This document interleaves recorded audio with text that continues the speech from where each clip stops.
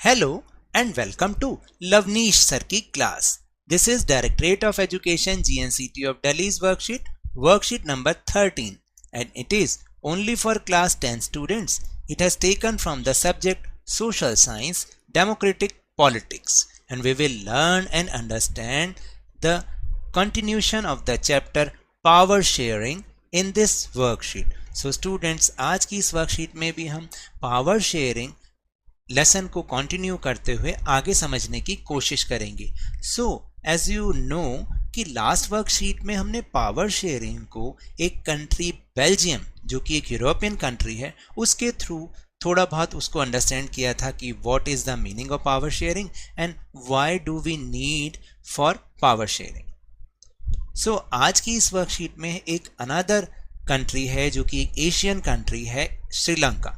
उसके थ्रू हम उसके एग्जाम्पल के थ्रू ये समझेंगे कि पावर शेयरिंग आखिर है क्या और क्यों ज़रूरी है.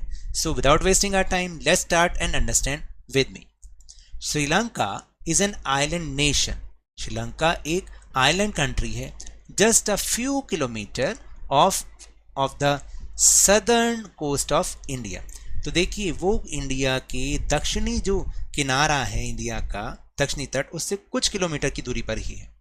Its population is around 2 crore, और जो उसकी पॉपुलेशन है वो लगभग 2 करोड़ के लगभग है. Like other Nations in south Asia region, Sri Lanka has a diverse population. और साउथ एशिया क्षेत्र के जितने देश हैं उन्हीं की तरह श्रीलंका में भी बहुत अलग अलग प्रकार की पॉपुलेशन है, यानी कि वहाँ की सोसाइटी भी किसी न किसी बेस पर डिवाइडेड है. जैसा कि लास्ट वर्कशीट में हमने समझा था कि जो बेल्जियम की सोसाइटी है वो एक लैंग्वेज बेस्ड सोसाइटी है, यानी वो लैंग्वेज के बेस पर डिवाइड हो रखे हैं. जैसे कि आपको याद है ना कि वहाँ पर 2 मेन लैंग्वेजेस थी, डच एंड फ्रेंच. इसी तरह से श्रीलंका भी जो है वो लैंग्वेज बेस्ड कंट्री है, यानी जो उसकी सोसाइटी है वो लैंग्वेज बेस पर डिवाइड हो रखी है. So you can see here the map of Sri Lanka. यहाँ श्रीलंका का मैप बना हुआ है और यहाँ पर श्रीलंका की एथनिक कंपोजिशन दे रखी है, यानी कि वो किस बेसिस पर डिवाइडेड है उसको यहाँ पर एक ग्राफ के थ्रू समझा रखा है. So let's see this graph. देखिए, यहाँ पर जो सबसे मोस्ट पॉपुलेशन है, जो मोस्ट लैंग्वेज स्पोकन पॉपुलेशन है, विच इज सिंहाला. सिंहाला लैंग्वेज जो है वो यहाँ के 74% लोग बोलते हैं, यानी there are 74% of people which spoken Sinhala language. And second number पर आते हैं श्रीलंकन तमिल, जो कि 11.1% हैं और वो तमिल लैंग्वेज बोलते हैं. और इसी में ही एक इंडियन तमिल भी हैं जो कि ब्रिटिश टाइम से वहाँ पर जाके रहने लग गए और अब वो वहीं के ही सिटीजन्स हैं, तो वो भी तमिल बोलते हैं और वो है 1.2%. एंड मुस्लिम्स भी हैं जो कि 9.3% हैं. तो इस तरह से ये इसका एथनिक कंपोजिशन है श्रीलंका का. Sri Lanka emerge as an independent country in 1948. देखिए, जैसे हमारी कंट्री भी ब्रिटिशर्स के अंडर में थी, इसी तरह से श्रीलंका पर भी ब्रिटिशर्स का ही राज था और 1948 में वो इंडिपेंडेंट हुए, यानी हमसे just 1 year later. The leaders of Sinhala community sought to secure dominance over government by virtue of their majority. और क्या हुआ, क्योंकि सिंहाला कम्युनिटी वो ज़्यादा नंबर में थी, मेजॉरिटी में थी, तो इसलिए उन्होंने अपनी डोमिनेंस को बनाए रखने के लिए गवर्नमेंट बनाई उन्होंने, और उसमें भी उन्होंने डोमिनेंस दिखाई अपनी मेजॉरिटी की. As a result, the democratically elected government adopted a series of majoritarian measures to establish Sinhala supremacy. और इसके परिणाम स्वरूप जो डेमोक्रेटिकली यानी लोकतांत्रिक रूप से चुनी गई सरकार थी, उसने बहुसंख्यकवाद के उपायों को अपनाने के लिए और सिंहाला कम्युनिटी की सुप्रीमेसी एस्टेब्लिश करने के लिए बहुत सारे कदम उठाए. अब वो क्या क्या थे, लेट्स सी. और बोर्ड पॉइंट ऑफ व्यू से ये बहुत इंपॉर्टेंट है बच्चे, इसको जरूर अच्छे से समझें. की features of 1956 act in Sri Lanka. तो श्रीलंका में 1956 में एक एक्ट बनाया गया जिसमें 3 प्रोविजंस आर देयर जो कि सिन्हाला सुप्रीमेसी को एस्टेब्लिश करते हैं। वहाँ पे मेजोरिटेरियन जो मेजर्स थे उनको वो दिखाती है। First key feature is Sinhala was recognised as only official language, यानी सिन्हाला को ही सिर्फ और सिर्फ एक ऑफिशियल लैंग्वेज बनाया गया। दस तमिल लैंग्वेज वॉज डिसरिगार्डेड, यानी जो तमिल लैंग्वेज थी उसको उन्होंने नज़रअंदाज कर दिया, उसको इक्वल दर्जा नहीं दिया।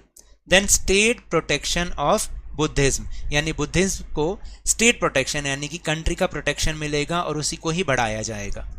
थर्ड जो की फीचर था वो था Sinhala applicants were preferred for university positions and government jobs, यानी कॉलेजों में और गवर्नमेंट जॉब्स में सिर्फ सिन्हाला बोलने वाले लोगों को ही प्रेफरेंस दी जाएगी, बाकी तमिल जो पीपल हैं, तमिल स्पोकन पीपल हैं, उनको प्रेफरेंस नहीं दी जाएगी।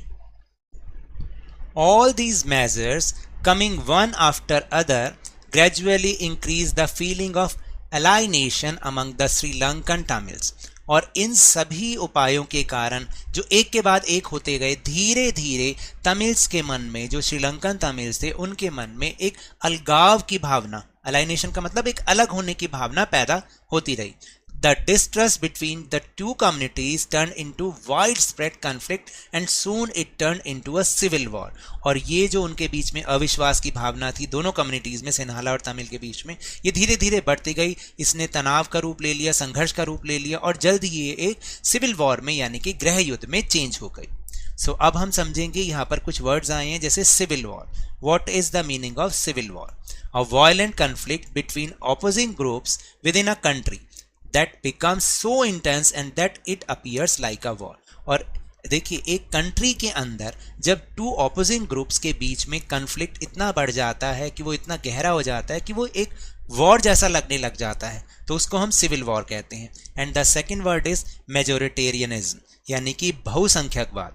A belief that the majority community should be able to rule a country in whichever way it wants, यानी कि एक ऐसा विश्वास जिसमें कि बहुसंख्यक समुदाय है वही रूल करेगा और अपने तरीके से, जैसे मन मर्जी तरीके से वो करेगा, by disregarding the wishes and needs of the minority, और जो माइनॉरिटी हैं उनकी इच्छाओं को, उनकी ज़रूरतों को नज़रअंदाज कर देगा। तो ये जो एक बिलीफ है ये मेजोरिटेरियनिज्म कहलाती है।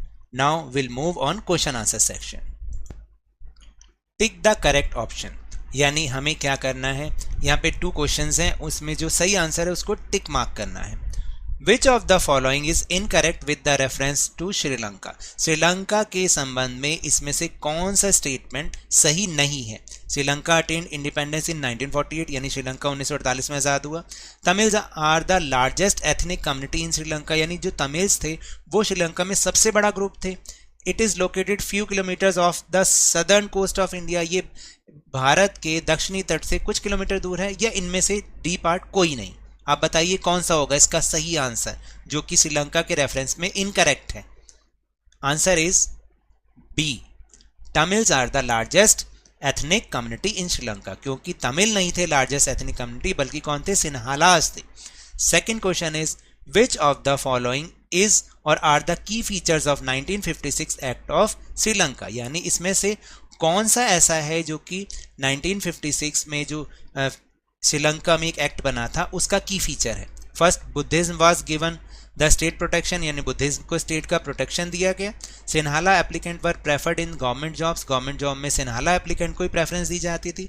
And Sinhala was recognise as the only official language, यानी सिन्हाला को ही सिर्फ और सिर्फ ऑफिशियल लैंग्वेज बनाया गया। या D part all of these, यानी कि ये ऊपर के सभी। बताइए कौन सा होगा इसका सही answer? Right answer is D, all of these, क्योंकि ये तीनों ही बातें 1956 का की फीचर है। So now that's all for this worksheet. अगर मेरे इस तरह समझाने से अब आपको समझ में आने लगा है ना, तो इस वीडियो और इस चैनल को शेयर कीजिए, लाइक कीजिए, सब्सक्राइब कीजिए और बहुत जल्दी इसे 50K यानी 50,000 तक पहुंचा दीजिए। But remember, whenever you will go outside please wear your mask, क्योंकि कोरोना अभी भी फैल रहा है और जब भी आपकी टर्न है इसकी वैक्सीनेशन जरूर कराएं, क्योंकि कोरोना को हराना है और ज़िंदगी को एक बार फिर से सुहाना बनाना है। और उसके बाद अरे भाई स्कूल भी तो जाना है। इसी उम्मीद के साथ